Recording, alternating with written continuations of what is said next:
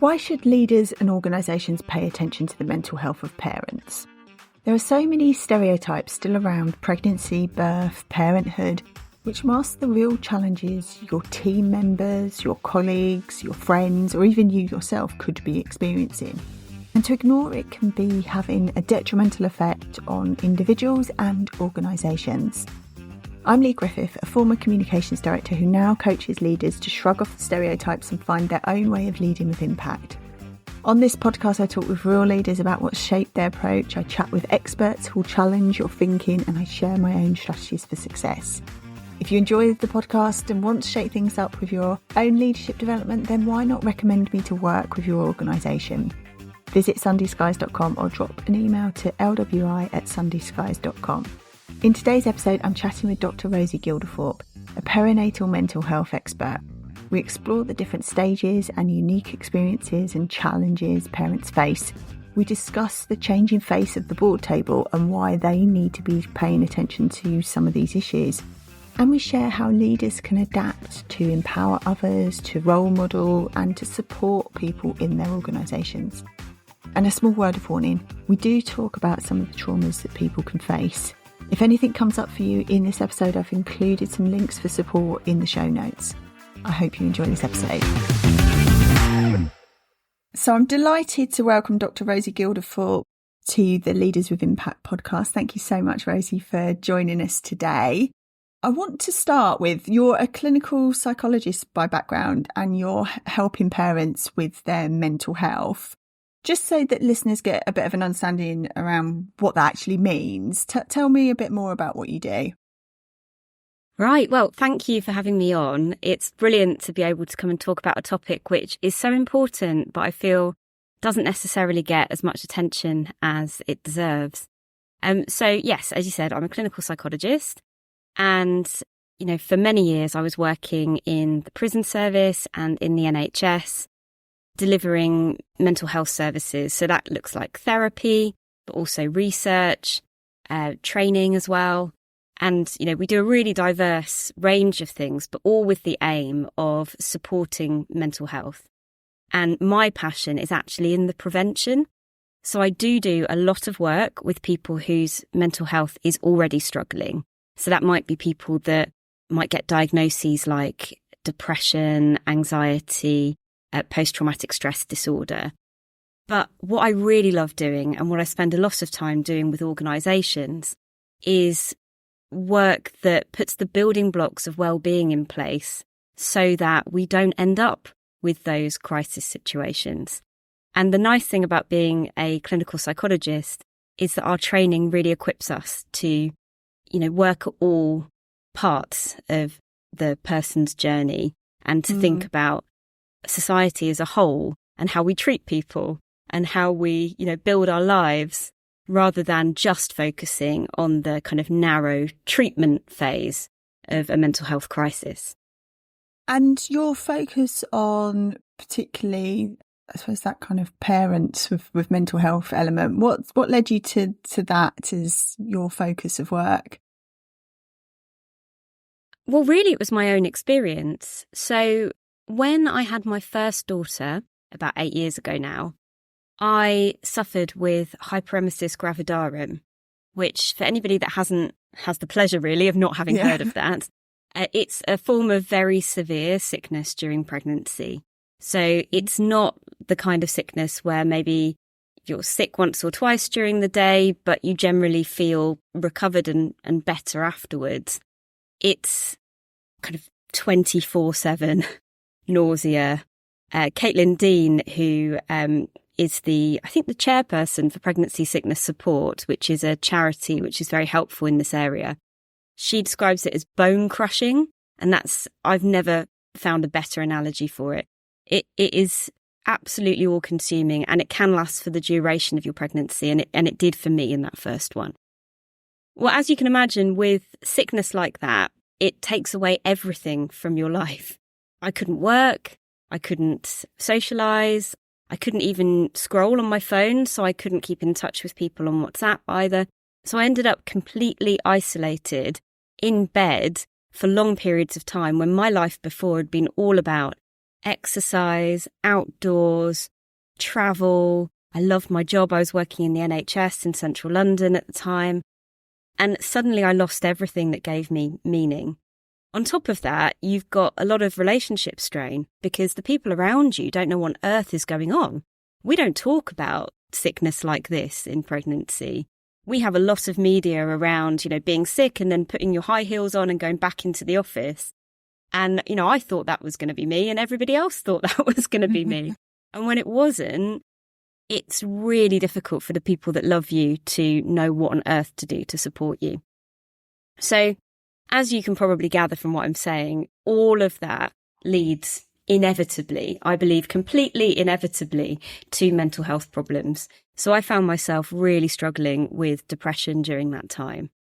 And although I knew what was happening, I knew why it was happening, I didn't access any support. No one suggested it to me, and I was too unwell to seek that support myself. And so when, lucky for me, I delivered my baby, I was perfectly fine after that. I bounced back almost immediately. And a lot of women that suffer with severe sickness have that experience. Some don't. But when you do, you just get this, oh my goodness, what have I been through feeling. Yeah.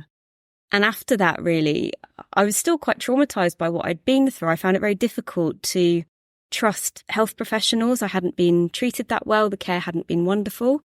There were still difficulties with relationships. You're thinking, people weren't there for me in the way that I would have liked. Even though, I've got a wonderful family, wonderful friends, and they tried, it's just a really weird experience for everybody. And so it has long-term impacts. And so really, as a professional, I stepped back from that and I thought, what on earth are we doing? If I, as a clinical psychologist working in the NHS, knowing the system, very confident to push back if I don't get what I need, if I couldn't get what I needed, what hope have the other kind of first-time mums who might not even know what to call this experience? What hope have they got?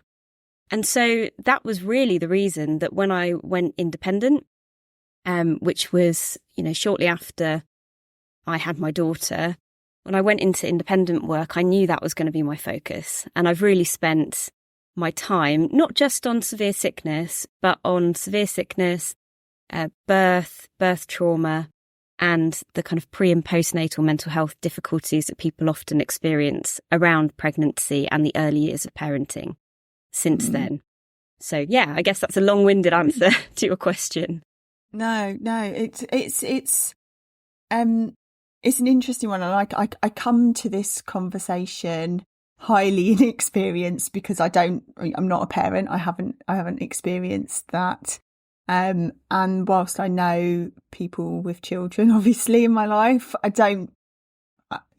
can't fully know or understand what it must be like going through it, when it's, and I say with like rabbit ears, when it's a normal pregnancy, far less when you've got the added traumas that might come with a difficult birth or some of the side effects of having sickness, etc. And I reflect, and obviously this podcast we're talking about showing up as a leader and how you can lead in different ways. And on my reflection in preparation for our conversation today was certainly when I worked in corporate, I think when I was surrounded with people who were going to be parents, male or female, I probably demonstrated quite a high level of separation between like that was their home personal circumstance and how they showed up at work. I had I didn't really, other than the cursory kind of conversations you might have around cravings they might have or how they're prepping the nursery or whatever it might be, which is fairly superficial kind of conversations you might have around the water cooler, as it were. I don't remember ever having any significant conversations with people about the difficulties of pregnancy and the difficulties of parenthood, other than the jokes around sleep deprivation and all of that kind of stuff. So I'm interested in why organisations and leaders should be taking more of an interest in parental mental health as an issue, and why it's not just a solo person who might be experiencing it for them to tackle alone. Sorry, that was a really long it's question. really interesting. But it is really interesting because in our culture, we still do carry a lot of stigma around talking about the difficulties of pregnancy, birth and parenthood. And I think that exists for lots of reasons. I think, partly it's because we idealise motherhood still. There are these kind of archetypes that people talk about, and there's this, idea of this perfect woman who is able to, absorb everybody else's difficult feelings while remaining completely serene, that kind of swan. And, that person is embedded into our unconscious. And if we admit that maybe we're not feeling particularly swan-like and we're really struggling, then we're sort of saying, oh yeah, I'm not that person, and therefore I must be this complete train wreck. And it's a really unhelpful trope that we have infused through our media for as long as any of us can remember, for sure. And although women have taken a much more prolific role in the workplace, we've got women at every level of most organisations now, we have not dropped these tropes. So for a woman to admit that she's struggling, she has to align herself with something she may not feel comfortable with at all. And it might feel like those options are narrow. And I think that's why we're uncomfortable bringing up those conversations, because in your mind, you're thinking, well, I don't want to imply that I think that you're not coping, or that, you're not a good mother, or that, anything else unhelpful you might think that you're complaining. That kind of career bee trope is also coming into my mind. And so it feels like a bit of a minefield, because we don't have a very integrated and thoughtful definition of good enough mothering. We just have these very kind of black and white ideas of what good and bad look like. So I think that makes it feel to anybody, especially somebody I imagine that doesn't have children. I remember before I had children, it felt like, oh God, I'm just going to be offensive here if I say anything about, you look like you're struggling. So I think that's a big reason that people don't want to bring it up. And also the fact that as somebody receiving that feedback, you might have a very defensive reaction to it. It might feel like criticism, because we're very prone, something I talk about in all of my work, in pregnancy and the early days of parenting, we are very, very susceptible to self-criticism. And so somebody else saying something which could be perceived potentially as critical can land with us very, very badly. And so there's a bit of reality there that if we don't know how to communicate it in the right way, with sort of compassion and openness, then it can go a bit wrong. And I think people sometimes have had that experience, and that's taught them not to say it. But I'm assuming the approach, and we will cover this a bit later, but I'm assuming the approach is very similar to any conversation about someone's mental health, and the fact that we need to be more open about that in the workplace, and as leaders need to be more open to having vulnerable conversations about themselves and about others. Absolutely. But I think particularly for leaders, something I really emphasise in my training is you have to take the next step too. So opening up a conversation is one thing. And of course, it's great to destigmatise and help people feel seen and understood. That is important. But you have to be willing to do something about it. The number of times that, people might bring up a really difficult conversation and they'd be like, right, I've told my boss about it. Great. And nothing happens. That's the most common outcome. And then that person feels completely dismissed. And they're not going to bring anything up again. Why would they? So it's sometimes about going that extra mile. If you don't know which policies exist in your organisation that might support that person, it's doing that extra digging to find out. If there isn't anything, you might need to become the advocate for that person. And I think often if we're, as a leader, maybe in a bit of burnout ourselves, it's just really difficult to take that on. And I don't want to ever underestimate that. I delivered a line manager training for a company recently, and the feedback that I got throughout the presentation was, we're so busy, I don't know how we're going to do this. And I was like, well, this is the cultural change problem. This is why it has to come from the very top. And if you've got a wellbeing strategy, it's got to be infused at every level, because this shouldn't be something that line managers are expected to just bolt on to their day-to-day work. If well-being's important, if retention's important, if productivity is important, then you've got to give line managers the tools to use to actually make a difference for people who are struggling. Yeah, absolutely. It's these are terms that seem to be used as buzzwords in organisations and are treated as add-ons rather than actually, they're almost foundational things you need to be putting in place in organisations. Completely agree. Can we talk a little bit about what to be aware of? You mentioned a bit earlier in our conversation some of the things that you personally experienced and that other people that you work with have experienced, but you say that you've covered the pregnancy period, but then there's that postnatal period, and then the early years, I suppose, period of parenthood, and they're I'm assuming very unique and very different in their experiences. So what are the particular challenges that you have come across that perhaps organisations need to be better aware of? Yeah, it's interesting because, like you said, the experience of trying to conceive and fertility journey, pregnancy, birth, parenthood, they're so diverse, and I think that is something that people really need to be aware of. Often people might have their own personal experiences and they then project those onto the people in their team. So if somebody has, been pregnant and had children, they basically assume that that is going to be a very similar experience to the one that their team member's experiencing, when actually what would benefit us all the most is to have a much more open mind to the fact that this could be experienced entirely differently by different people.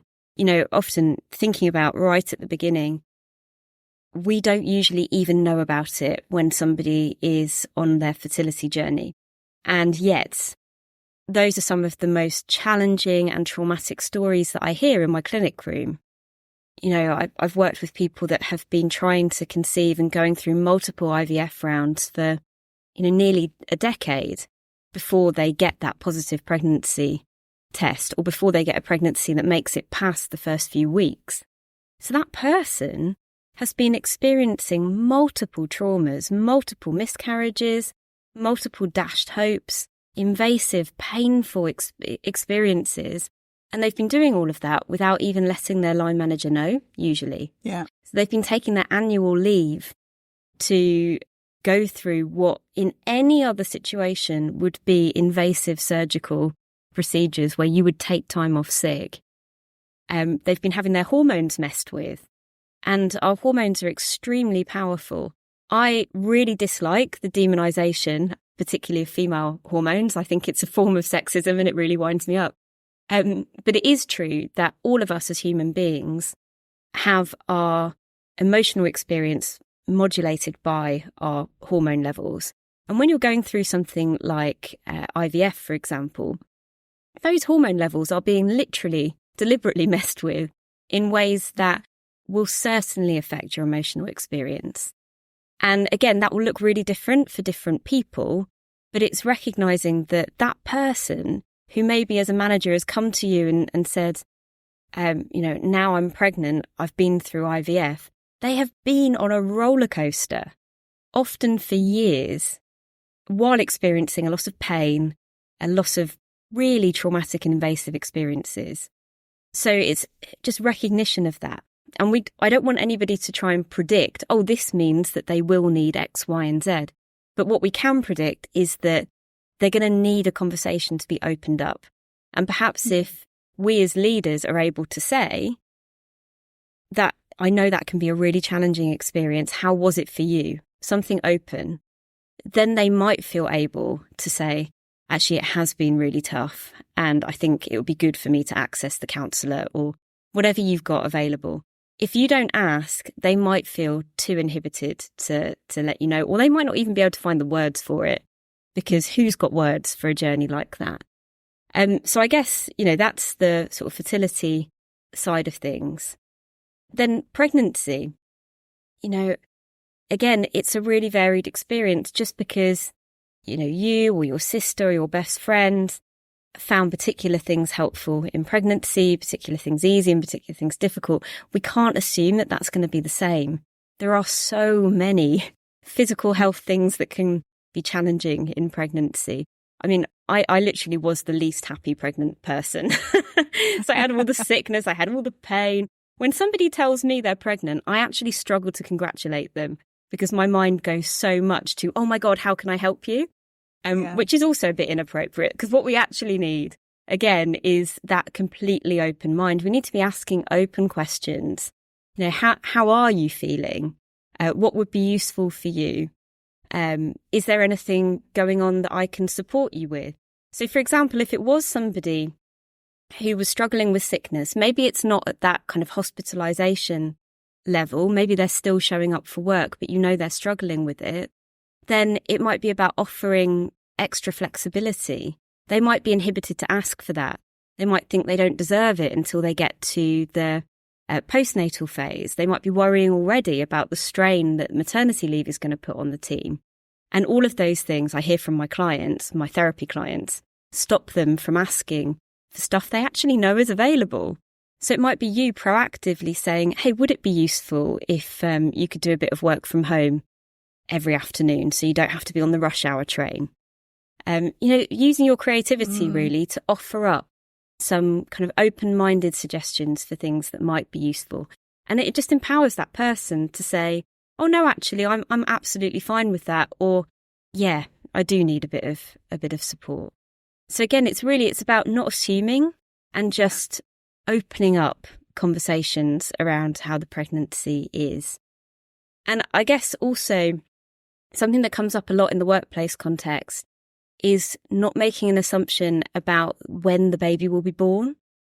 So what can be really difficult for people is in an organisation where it's expected that they'll work up to, say, 40 weeks, if that's the norm. Actually, a lot of babies come before 40 weeks.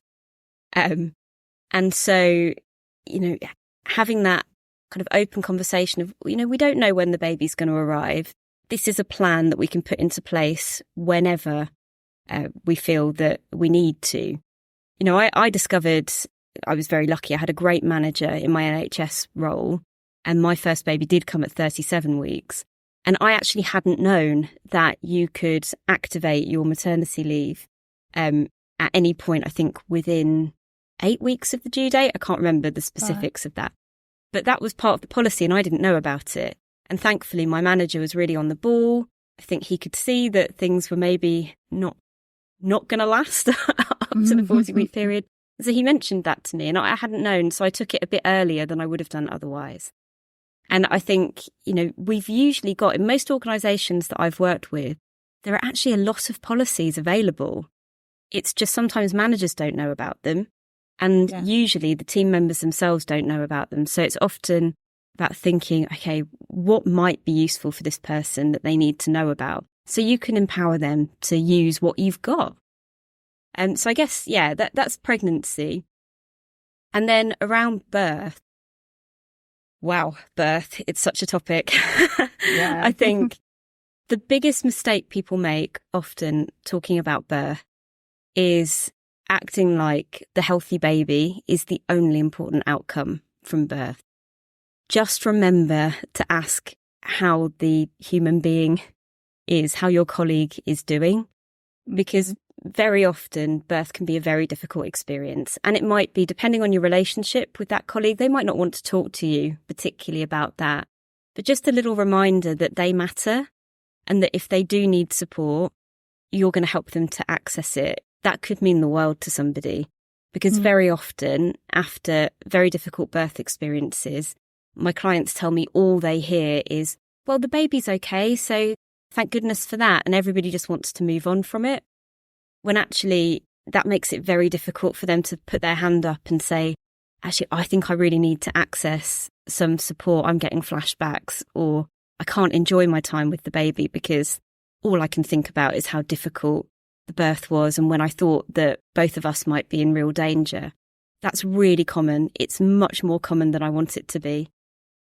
So just being open again to the fact that that birth might still be quite present afterwards, and they might need extra support around that subject as well. And just not presupposing that it's all right if the baby's all right.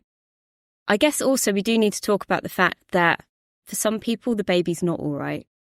Yeah. And that can be really challenging in workplaces. I know how difficult it is for colleagues, for managers to, talk to that person. So, often if somebody has had a baby that is in the neonatal intensive care unit or spent a lot of time there, then they might feel like coming back after their maternity leave is really difficult because they might have missed a big chunk of it in neonatal intensive care. During that time, they weren't getting the bonding experience they expected. They've gone through a lot of loss because they didn't get the early days with their baby that they were expecting. Maybe the pregnancy ended much earlier than they were expecting. So basically, they've gone through a lot of shock. And there's a lot of sadness usually attached to that. And there will have been traumatic experiences too. So often those people, if you've got a policy which allows them to take additional leave, that can be really helpful for them because it gives them back some of that time that they've missed and maybe gives them some extra time where they can, work on their mental health. The perinatal mental health team should hopefully be involved. They're not always. But if they are, it gives them a bit of extra time to do that work as a family to develop that bond, which can be really, really useful. But, when they are back in work, it's just acknowledging that they're probably going to need more flexibility. Very often those babies have additional difficulties that last beyond their stay in the NICU. And, it might also be more difficult for that parent to spend time away from that baby for practical reasons, but also for psychological reasons. It might feel very, very difficult, and it might remind them of those days where they had to go home and leave their baby in the hospital. So there's lots of reasons that the return to work can trigger really difficult emotions for people whose babies have been in that intensive care environment. And again, it is about, if you know that that's been somebody's experience, naming that and saying, I know it can be really hard when you return to work. Is there anything we can do that might make it easier? Here are all the policies we have. Does it sound like any of those might be useful to you right now? And then they've got that power. They can say, oh, actually, I'm fine. Or they can say, I'm really not fine. Yes, let's use this. Let's use that. Can you help me develop a plan that would be useful?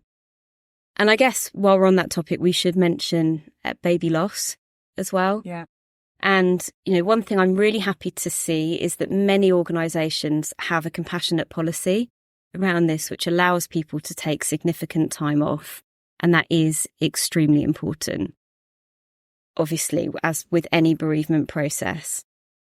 And again, I think it is about having that courage to name the loss. And if you know the name of the baby, not being afraid to say, I'm so sorry about what happened to your baby. Would you like to see somebody to talk about it? Is there anything I can do to support you?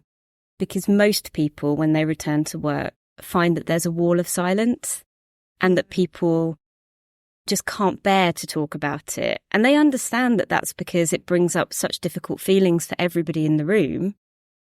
But it means that they feel like they don't want to make their boss sad by mentioning it, when actually they don't know how to access maybe the EAP program, or maybe they know that there's something that would be useful for them, but they just don't feel able to bring it to anybody because literally everybody is acting like nothing's happened. So I think, as a leader, showing your team it's okay to mention this. You're not going to make it worse. It's the worst it could be. How could it possibly be worse? So just knowing, asking an open question and naming what's happened and using the baby's name, those things are usually experienced as very supportive by people that have been through that. Yeah, I guess the those are a range of things to be aware of, but there's so many things to be aware of. We haven't even talked about the parenting part yet. No. I mean, that's, as you were talking, I was thinking, well, then we've got the parenting part, the transition when that child goes to perhaps nursery and goes to school, and we change with that. What if you're an adoptive parent, or you're a carer, or, you know, perhaps it's a different family situation, but that you've suddenly got children in your life in some way. And the other thing I wanted to touch on was the male perspective in this, and people who perhaps are fathers, and I think they're often overlooked in conversations around this, obviously because the woman or the person that is going through the experience of pregnancy and birth, it will be having a very different experience to their partner. But it must be, I mean, you must see challenges from a mental health perspective for male, can't think of what their word would, the male counterpart in the situation. Yeah, no, absolutely. And I do think it does get overlooked, but there's significant evidence. So shockingly, 60% of parents struggle with their mental health at some stage. Wow. And for fathers, we know that there's a really big relationship between the mental health of the mother and their mental health. So if a mother is going through something really difficult, of course it makes sense that the father in that situation is likely to feel a lot of stress, a lot of pressure, like they want to help, but they don't know how to help. They may not realistically be able to help. And that isn't a feeling that anybody is comfortable with. The other thing that we know really impacts on the mental health of fathers is conflict between their role at work and their role at home, and feeling like they can't do both things well. And that's really difficult. And obviously we see that in mothers as well. When they return to work, that role conflict is really challenging. But for fathers, that typically begins a lot sooner. You know, we're still in a culture where most men are back in the workplace after their statutory paternity leave, which often isn't very long. And so for them, it's like day one, they've got this conflict of, okay, I've got to be in the office at my normal time. I've got to do my normal length of day, but I also want to help out with the baby that's crying all night. And I feel like I'm not doing a good enough job if I'm not hands-on. So, you know, I often talk about the kind of mother's double shift. And I don't know if you've heard that before, but it's basically the fact that women are now just expected to do everything. We're expected to be climbing the career ladder at the same time as being the kind of nurturer. But, you know, there's some reality in that for men as well, in that we do expect fathers now to be more hands-on, but they haven't given up anything in the workplace either. So they're also experiencing, I would argue to a slightly lesser degree, but they are also experiencing a lot of pressure. And I do think it gets overlooked. And, you know, fathers that have witnessed a traumatic birth, I mean, my goodness, if I, you know, was walking down the street and somebody suffered an injury which meant that they lost 50% of their blood volume in front of me, I would expect to be traumatised by that. Now, this is happening to fathers, and that's the person they love the most in the world, while their baby, who they love more than they can even imagine at that moment, their life might literally be hanging in the balance. I mean, my goodness, and then they go to work 2 weeks later, and everybody's slapping them on the back and being like, hey, let's go out for a beer to celebrate. I don't know how you wrap your head around that, frankly. So yes, fathers really do need support during this period, and they rarely get it. They're also less likely, I think, to feel able to speak up and ask for it. And again, this makes me sad because we know that organisations have a lot of support in place. It is so rare that I go into an organisation and they have nothing. Usually they're in a big corporate, there'll be counselling available. There'll usually be flexibility available for fathers as well. But they don't access any of that because they don't feel confident to say, and everybody's so busy congratulating them they don't ask. So again, it's the same advice really, it's ask the open questions and recognise that there's a lot of reasons that a father's mental health might struggle Or, not to just be too heteronormative about it. If you've got, same-sex couples, basically the co-parent that didn't give birth, let's look after them as well. They're really important. Yeah. So you've said a couple of times about the empowerment side, and I was reminded of a male chief executive that I worked with many years ago, and one of the really refreshing things I saw was how he was a bit of a role model around being a father figure. And so he put boundaries in around, actually, no, I'm going to come in late a couple of mornings because I'm going to drop my kid off. And so I thought, as you were talking, that empowerment hand in hand with role modelling is probably a really powerful combination. Yes. I mean, when we're talking about cultural change, that kind of leading from the front, demonstrating how you want those values to be demonstrated by your subordinates is so important. You're never going to... Things like boundary setting, they come up in almost all organisational work. And very frequently, the brief I'll be given is we want people to finish work at 7 p.m, for example. We want to impose a hard stop. But they just won't listen to us. And now they're all working online. There's nothing we can do. Poor us, basically. Our employees just are going rogue. And inevitably, you go in and you talk to people, you talk to line managers, you talk to the teams, and they say the same thing. Oh, well, we can't clock off because so-and-so doesn't, and they'll be annoyed if I don't reply to their email. And if I speak to that person, usually they'll say, I won't be annoyed if they don't reply to my email. It's just me. I just love working extremely long hours. It's like, yes, okay, but your behaviour communicates that that's what you expect. And until you change that, nobody else here is going to change that. And it's just the reality of workplace culture. So yeah, I think it couldn't be more important to embody this stuff yourself. And actually, regardless of whether you're a parent or not, an understanding of the building blocks of well-being and looking after your own mental well-being means that people are going to realise that this actually does matter to you. And so they're not going to feel so embarrassed about coming forward and saying, I need something to support my mental well-being.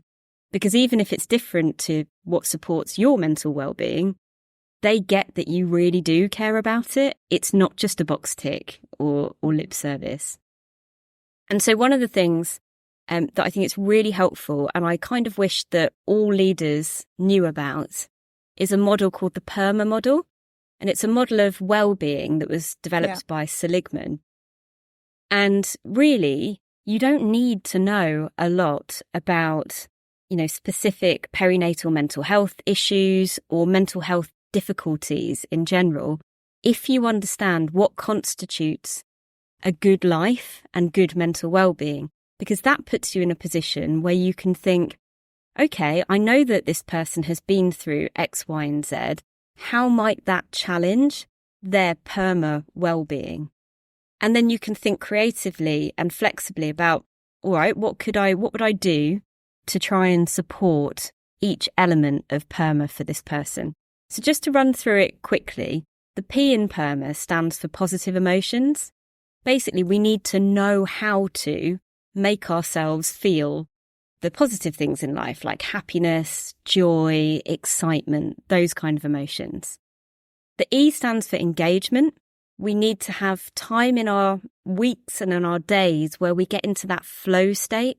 When you feel like you're really engrossed in what you're doing and it's a bit of a stretch, like a bit of a challenge, but it's doable. And so it really kind of pulls you in, focuses your mind. We need that experience as human beings. The R stands for relationships. We have to feel like we're valued by other people in our community. We have to feel that we're heard, understood, and valued. And obviously, we spend a lot of time at work, so that very much includes our relationships with our managers and with our colleagues. The M stands for meaning. We need to feel that what we're doing matters. And that might be, roles that we take at home. It's certainly roles that we take at work. It might be roles in our community as well. It might be spiritual, but we have to feel like our activity in life matters more than just that kind of hedonistic pleasure sensation.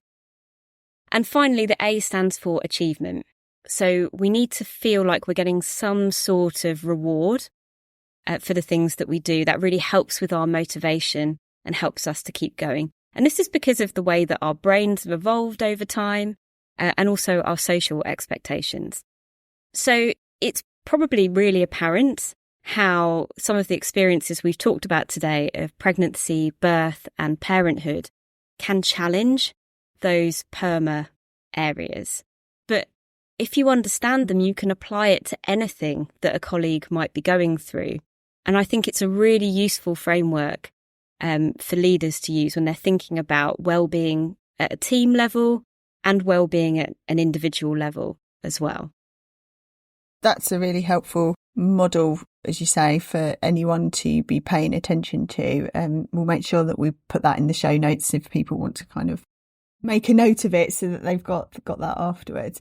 I'm conscious of our time, but I wanted to touch on perhaps the top tiers of an organisation, that C-suite, that board level.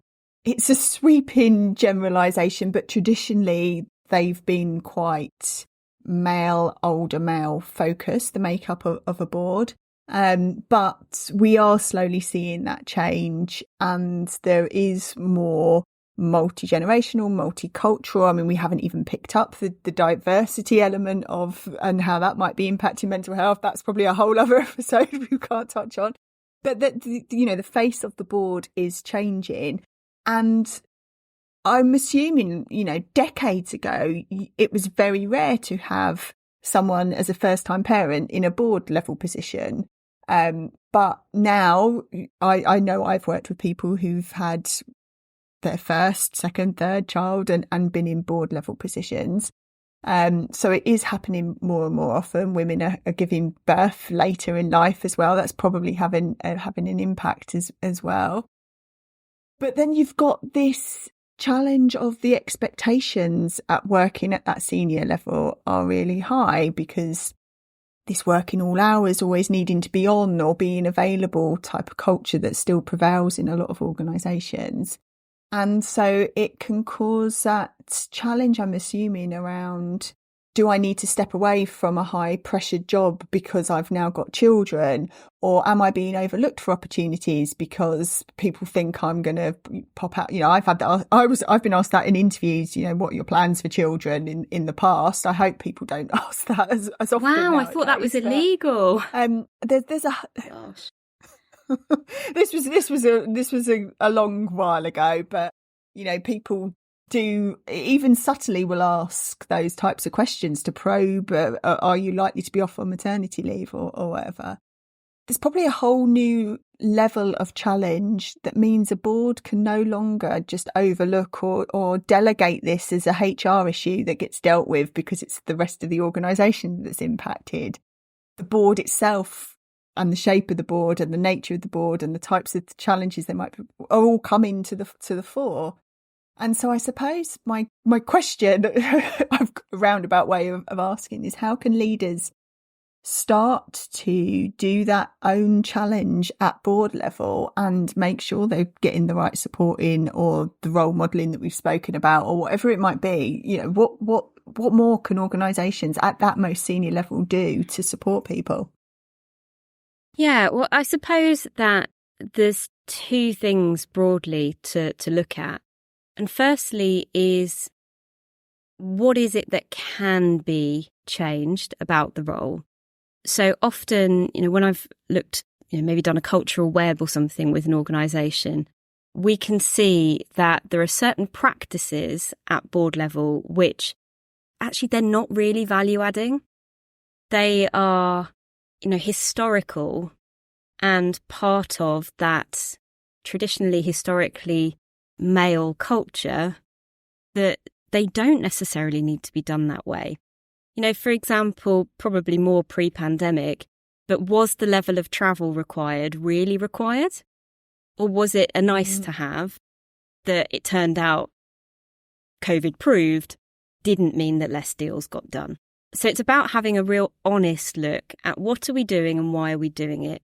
Are we spending our time in the most productive way, or actually are there a lot of unproductive meetings? Are there ways that we could strip out some of the presenteeism at this level? Because it is there at every level. And I know often people find that quite challenging and they're like, oh no, our executive team is super efficient. Well, actually, we're all humans and humans are not super efficient usually. So there might be parts of the culture at board level which could be shifted to make it a more inclusive place. And I think we have to start there. We have to start looking at that and stripping out the essential and the non-essential, the value-adding and the non-value-adding, and making sure that we're not excluding people from something based on practices which are not even particularly useful to the organisation. So I would look at that first. And then I think the person themselves that is considering moving into that position or maintaining that position alongside parenthood, this is where I think individual coaching can be really useful, because understanding what your values are and what you really want from your life, what you feel is most important at this season of your life, will really help guide that decision. So there's no black and white to it. There is truth to the fact that there are some jobs which are probably impossible to do if you are the primary carer for a baby, probably, or a young child. Yeah. In my case, 2 of my children have got additional needs, and I do have to be realistic that there are roles that I would have loved to have taken that I can't take. I need to work flexibly. That's why I work in the way that I do now. And so it might be that you look at your values and you look at a role and you think that isn't going to fit. Or it might be that you look at your values, you look at the role, and you look at the support you have around you and think, actually, we as a collective can make this work. And I've met many women at board level who have got a partner who has stepped down in his role so that he can step up his involvement. Yeah. That happens. And that can support that woman to do that big job. And it may be that that is what's right for the family. Or it might be that that person is able to pay for a lot of childcare support. It may be that they're able to access a lot of support from other people in their support network. So it's really about taking that very open-minded stance and thinking, do I want to do this? Is this what is best from my perspective, for my family? And if I'm going to do it, how am I going to make this work? Because the worst thing for mental health is to just go in blind and just hope that if you run fast enough or work hard enough, it's going to work. There's reality. If we want to do a big job, we need big support. Can we get it? How do we get it? Get it in place and don't feel bad about it. I think, I say don't feel bad. Guilt is part of parenting. We haven't talked about it much today, but it underpins the life experience of everybody from the fertility journey right the way through, I believe, until your children are adults and beyond. Guilt is just ever present. And so the reality is that, women doing big jobs or, fathers as well, I'm sure it's just as relevant, and people that identify as, different genders, you're going to feel guilt because you're trying to do 2 very important things at once. But that doesn't mean that it's the wrong thing to do. That's why we need to connect with our values and be sure about why we're doing what we're doing, what we think is best for our families, and then we move through the guilt in order to live the life that we've decided is right for us and our families. So, that's obviously a very vague answer in one way, but that's what I really want people to take from this, that decision is your family decision. And anything is okay so long as you've thought it through and you're not expecting yourself to be able to be the Stepford wife at the same time as, crushing it in the boardroom, because you've got to get a lot of support in place and you deserve that. Every parent, every person deserves to be well supported. Yeah, I really like that notion of we. So regardless of the dynamic of your relationships, there is always a we, because there is always a way to find or seek support, and that we would then come into being. So I like that as a takeaway. If someone's listening to this and they have recognised perhaps it's brought some awareness to some challenges they've been facing, or maybe they've actually recognised this in a colleague or someone that they work with, what can they do next? I think it always starts with an open conversation. So if you've recognised something going on for your colleague, then I would always say the best first step to take is just say, hey, how are you doing? I've noticed this and I thought it might be challenging for you right now, and see what they come back with. Because then you can kind of take the temperature and think, okay, is this that they are having a difficult time and they want support and I can signpost them? Or is it that they don't really want to talk to me about it and maybe I could arrange a conversation with somebody that they might feel more comfortable with? I think you'll get a good sense then of what type of follow-up is best. If you're struggling yourself and, you want some advice about where to go next, then I think it depends really on what you're most comfortable with. You can come over and visit my website. I've got lots of helpful resources on there. I've got lots of blog posts that might help you. And you can book in a free call with me as well, if that'd be helpful. That's at knowyourmindconsulting.com. Also, there's lots of charities out there. So if it's a particular issue, say the pregnancy sickness support are fantastic. There are, lots of different organisations out there to give you information. I think for a lot of people, it's about that kind of coaching piece and getting really clear on your values and what you want your career to be doing for you right now and what's important to you in your home life as well, and getting some fit between those two. Because actually, we've got lots of evidence that parents get more ambitious for their career after they have children. It's a bit of a myth that, your mindset changes and suddenly your focus is all on the children. Actually, a lot of parents feel a renewed drive and passion for what they were doing at work before, because you were probably in your job because you felt it was important. It's very rare that people just do their jobs for money. Usually they're doing their job because they think it matters in some way, and that gets stronger.